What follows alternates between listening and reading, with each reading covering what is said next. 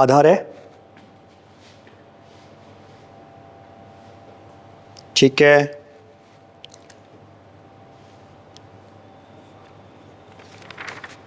Post card size photo भी है, ठीक है। यहाँ पे एक सिग्नेचर करो।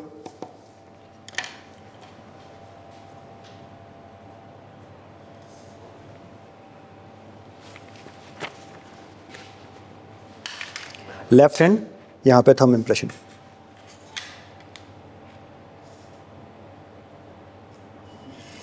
ठीक है, ये पोस्ट कार्ड साइज फोटो पे अपना एक क्रॉस साइन करना है। यहां से आधा साइन इस पे, आधा तुम्हारी फोटो पे आना चाहिए। क्रॉस साइन कर दो एक।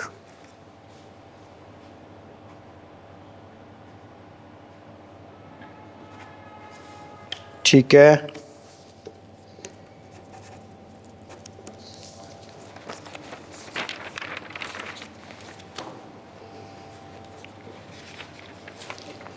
ये तुम्हारे सेकंड पेज पे यहां सिग्नेचर करो इस जगह पे।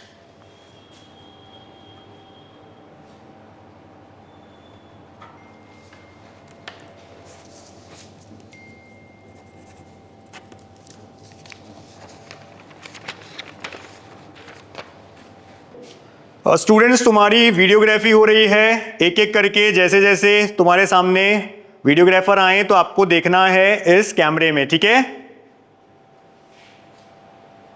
फेस देखिए ऊपर, यस। नेक्स्ट नेक्स्ट, ये अटेंडेंस शीट पे साइन करिए आपके फोटो के सामने। हाँ बिल्कुल, ठीक है। अटेंड। बायोमेट्रिक के लिए अपना राइट हैंड थंब इसके ऊपर लगाओ। नहीं आ रहा है, नहीं आ रहा है। वापस लगाओ।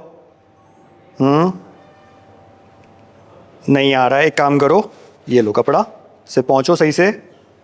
हाँ, वापस लगाओ, ठीक है। नेक्स्ट, OMR लाओ, ठीक है। अपना लेफ्ट हैंड थंब और वहाँ यहाँ पर इसी तरह से लगा दो इंप्रेशन फटाफट से। Left left left left left, yes. हाँ हाँ, खाली जगह पे, ठीक है ठीक है।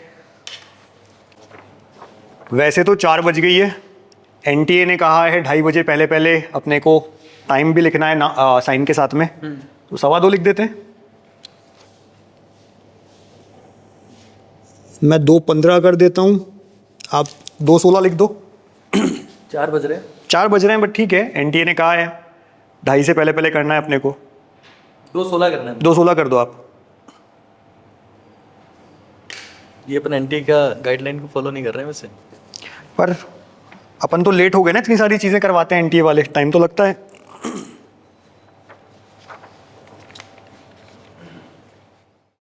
डियर स्टूडेंट्स, पेरेंट्स और अगर NTA के ऑफिशियल्स भी हमें देख रहे हैं तो आप सभी को नमस्कार। इस छोटे से वीडियो में हमने कोशिश की है सच्चाई दिखाने की। हर साल लाखों बच्चे जब NTA नीट की परीक्षा में बैठते हैं तो ये फेस करते हैं। आप चाहें तो इसी वीडियो के कमेंट्स पे पढ़ लीजिएगा। बहुत सारे बच्चे जिन्होंने लास्ट ईयर भी पेपर दिया वो जानते हैं कि कितनी बार उन्हें डिस्टर्ब किया जाता है। एक तरफ NTA कहता है 1:30 बजे क्लोज हो जाएगा गेट, उसके बाद में किसी की भी एंट्री नहीं है, उससे पहले से बच्चे आकर के बैठने लग जाते हैं। तो क्यों नहीं ये जितनी भी एक्सरसाइज है, आपने देखा कितनी सारी चीजें होती है, OMR के ऊपर, एडमिट कार्ड के ऊपर, मेन पेपर, इतनी सारी जगह पे साइन, थंब इंप्रेशन, बहुत सारे काम करवाए जाते हैं, बायोमेट्री, वीडियोग्राफी, इतनी सारी चीजें।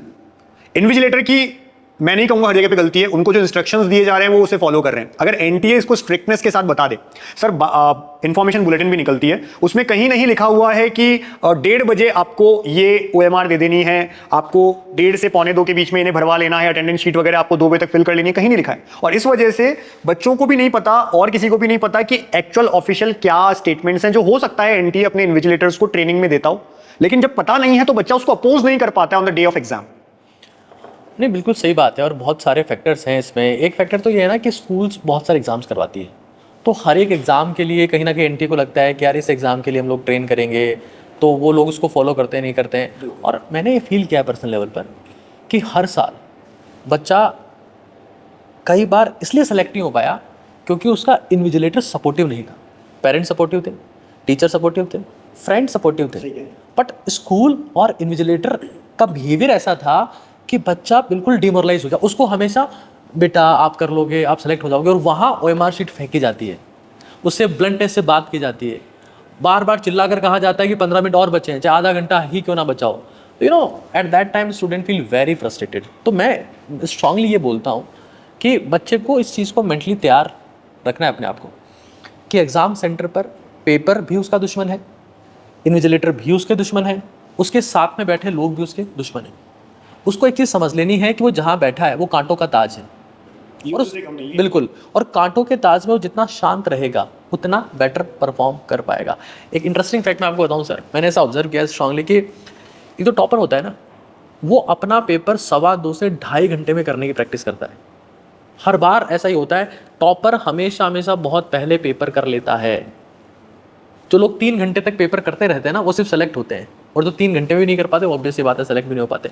तो गोल ये होना चाहिए कि मुझे डिस्ट्रैक्शन में कंसंट्रेशन की प्रैक्टिस करनी है, और ये मानकर चलना है कि आपको बहुत बार डिस्टर्ब किया जाएगा, जो आपकी कोचिंग में डिस्टर्ब नहीं किया जाता। और आजकल तो बच्चे ऑनलाइन टेस्ट देते हैं जहाँ डिस्टर्बेंस है ही नहीं, जहाँ आपको पेपर भी नहीं चलाना, क्लिक करना है, बस क्लिक करना है, वो आपको खुद बताता है कि इतने क्वेश्चन आपने स्किप किए हुए हैं, ये क्वेश्चन आपने छोड़ लिए हैं, इसको आपने रीअटेम्प्ट के लिए मार्क किया है। वो फैसिलिटी जो ऐप में दिखती है ना सर, वो एक्चुअली में सबसे बड़ी प्रॉब्लम प्रूव होती है ऑफलाइन में। आपको ढूंढना पड़ेगा कि मैंने क्या छोड़ रखा है, किसको रिव्यू के लिए डाल रखा है, किसकी मैंने OMR शीट में बबलिंग नहीं की। बहुत सारे फैक्टर्स हैं। तो बच्चा जब इसको गो थ्रू नहीं करता है तो फिर वो कहीं ना कहीं उसको लगता है कि यार सारी दुनिया मेरे खिलाफ है। आपको समझना पड़ेगा कि इस दुनिया में चाहे वो सिंहासन हो चाहे स्वर्ग हो, उसके लिए अकेले को ही लड़ना पड़ता है। क्योंकि आप ये मानते रहेंगे, क्योंकि एग्जाम सेंटर से बाहर निकलने से पता है बच्चा क्या कहेगा कि यार मैं यहाँ काफ़ी अकेला पड़ गया। तो आपको एग्जाम सेंटर में घुसते वक्त ये सोचना है कि आज मैं अकेला हूँ और अकेले कोई। पिछले 5-6 साल से तो मैं भी, आप भी सेंटर्स पे जाते हैं, लास्ट में देखते हैं। पिछले साल भी मैंने देखा बच्चे रोते हुए निकलते हैं। अब जरूरी नहीं है, पिछली बार तो ठीक है पेपर ही टफ था, कई बार रोने के निकलने का रीजन ये था कि मुझे 10 मिनट लेट पेपर दिया गया, मुझे 20 मिनट परेशान किया गया, मेरा उस समय बायोमेट्री नहीं हो पा रहा था, थंब जो है वो मैच नहीं हो पा रहा था, मैं 15 मिनट तक तो परेशान था कि क्या करूं क्या नहीं करूं। तो यहां इस वीडियो से देखिए 2 चीजें हैं। पहला ये कि स्टूडेंट अपने आप को मेंटली वहां पे प्रिपेयर करके जाए कि ये सब चीजें होने वाली है, हमको अपने फोकस रहना है पेपर पे, और जो 3 घंटा है उसको हम पहले ही 15-20 मिनट कम मान के चले और उसी स्पीड से काम करें। ये पहली बात है। दूसरा, एनटीए से गुजारिश है हमारी कि प्लीज अपने इन्विजिलेटर्स को ये सब बात बताएं, और या तो 2 बजे पहले करवा लें सारी एक्सरसाइज, या फिर 5 बजे बाद करवा लें। एक बार पेपर खत्म होने के बाद बच्चे को दिक्कत नहीं है, 5:30 भी उसको रोक लोगे तो आप, वो नहीं है उसको जल्दबाजी भागने की, आप 5 बजे बाद भी करवा लीजिए काम, लेकिन 2 से 5 बच्चे को बिल्कुल फ्री रखिए, जिससे वो 100% अपना उस पेपर पे फोकस्ड रह पाए और अच्छा पेपर दे पाए। 1-1, 2-2, 3-3 साल से बच्चे तैयारी कर रहे होते हैं, कुछ 4-5 साल से तैयारी कर रहे हैं, तो उनका ये 15 मिनट पूरा जिंदगी खराब कर देता है। तो इस चीज को आप ध्यान रखें। बाकी इस समय कई सारे टीचर्स या ऑनलाइन एजुकेटर्स, आपको पता है एनटीए के ट्वीट पर बातें कर रहे हैं, वहां नीट काका जेई कॉलेज काका हमेशा बच्चों के हित में, स्टूडेंट्स के हित में, पेरेंट्स के बताई हुई बातों पे वहां फोकस रहता है। बच्चे कहां क्या चाहते हैं उस पे काम करता है। यही रीजन है कि जब पेपर आउट हुआ था, अकेला कॉलेज काका था जो सुप्रीम कोर्ट तक पहुंचा था और लास्ट तक हमने लड़ाई की थी। उससे पहले भी आपको याद होगा कि एनटीए की इन चीजों को लेकर के एबी के सर ने साइकिल से यात्रा की अजमेर से दिल्ली तक। तो हमेशा हम बच्चों के हित में लड़ें, आगे भी लड़ते रहेंगे। पिछले साल बहुत सारी जगह पे सर काउंसलिंग में भी ऐसा हुआ जहां पर बच्चों के साथ गलत हो रहा था, फर्जी सर्टिफिकेट्स में एडमिशन करवा रहे थे, कॉलेज काका लड़ा, और कई जगह पे ऐसा हुआ कि स्टेट्स को वो एडमिशन कैंसिल करने पड़े, वापस अपना प्रोसेस स्टार्ट करना पड़ा। एनआरआई के नाम पे फेक सर्टिफिकेट चल रहे थे, एससी एसटी के नाम पे, पीडब्ल्यूडी के नाम पे, तो इतनी सारी चीजें हो रही थी। और हम यहां आज भी कह रहे हैं बच्चे को कोई दिक्कत नहीं आनी चाहिए, चाहे वो एनटीए हो, एमसीसी हो, हम लड़ेंगे, चाहे हमारे ऊपर कार्रवाई हो जाए, हमको कोई दिक्कत नहीं है, लेकिन स्टूडेंट पेरेंट्स सफर नहीं करना चाहिए। आगे भी जिन बच्चों को किसी तरह की इशू आती है, आप हमारे जो नंबर दिए होते हैं कॉलेज काका के भी, आपको पता है 72300533, व्हाट्सएप करिए, कॉल करिए। आगे काउंसलिंग के लिए भी अभी भी कोई भी इशू है, नीट काका जी अभी तो आपके पास में नीट के भी टाइम है और लग रहा है कि अगर मुझे तैयारी करनी है, कोई चीज मिस हो रही है, नीट काका जी चैनल पे जाओ, इतना फ्री कंटेंट डाला है हमने केवल बच्चों के लिए। उसका भी नंबर है 72300855। कोई इशू आ रहा है पढ़ाई से रिलेटेड, वहां बताओ। हम लोग बैठे हैं बच्चों के लिए कि वो अच्छा करें, अच्छे नंबर लाएं, उनको सिस्टम किसी तरह का इशू नहीं क्रिएट कर पाए। अगर करता है तो हम लड़ेंगे, हमारा काम लड़ना है। कह नहीं सकते कि हमारी बात को एनटीए कितना सीरियस लेता है, नहीं लेता है, पर हर साल जब हम कोर्ट तक पहुंचते हैं कहीं ना कहीं तो हम जीतते भी हैं। बस आपका सपोर्ट चाहिए, साथ चाहिए, वो मिलता रहेगा तो हमें भी हिम्मत रहेगी, उम्मीद बनी रहेगी कि हम कुछ कर सकते हैं, सिस्टम से लड़ सकते हैं, बच्चों के लिए कुछ कर सकते हैं। तो स्टूडेंट्स के लिए wish you all the best, prepare होके जाइए अच्छे से और अच्छा पेपर दीजिए। पेपर के बाद कॉलेज तक छोड़ने की जिम्मेदारी हमारी है। उसके लिए तो आप कॉलेज काका को सब्सक्राइब भी रखते हैं, टेलीग्राम ज्वाइन रखते हैं, नंबर 72300533 आपके पास होता है, उस पर आप मैसेज कर सकते हैं काउंसलिंग डिटेल्स के लिए, वो हमारी टीम हेल्प करेगी। यस, इश्यूज होते हैं लास्ट टाइम में, मान लो जो बच्चा एग्जाम दे के आया तो एक मेल आईडी भी अपन दे दें कि मेरे साथ में ऐसा ऐसा हुआ, so that we can strongly raise the issues, क्योंकि ऐसा होगा। अभी वो जो ट्वीट खेल रहे हैं ना, वो एक साइकोलॉजिकल प्रेशर की बिल्कुल बिल्कुल बिल्कुल।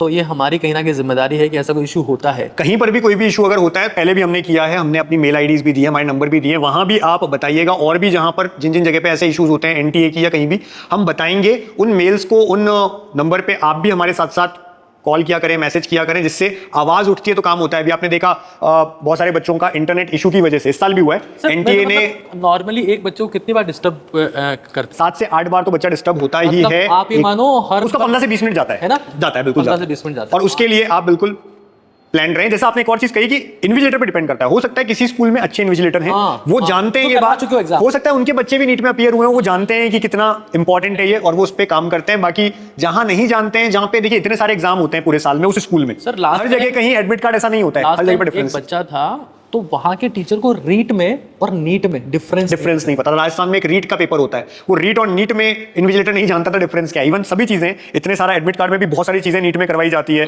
वहां इतने साइन नहीं होते हैं, बाकी एग्जाम में एक साइन होता है, हो जाता है काम। यहाँ इतनी सारी फॉर्मेलिटीज हैं। पहली बात तो एनटीए को इतनी सारी चीजें नहीं करनी चाहिए, जो जरूरी है वो करना चाहिए। अगर इसके बाद भी पेपर आउट हो जाते हैं तो किसी मतलब का नहीं इतना एक्सरसाइज करना, और बच्चे को सफर नहीं होना चाहिए। तो उसके लिए अगर आप कहीं पर भी किसी तरह का कुछ भी डिस्कशन चाहते हैं तो आप नीचे नंबर दिया है, उस पर अपना कोई मैसेज हम तक पहुंचा सकते हैं। बाकी हम हमेशा आपके साथ खड़े हैं। Wish you all the best. Thank you. All the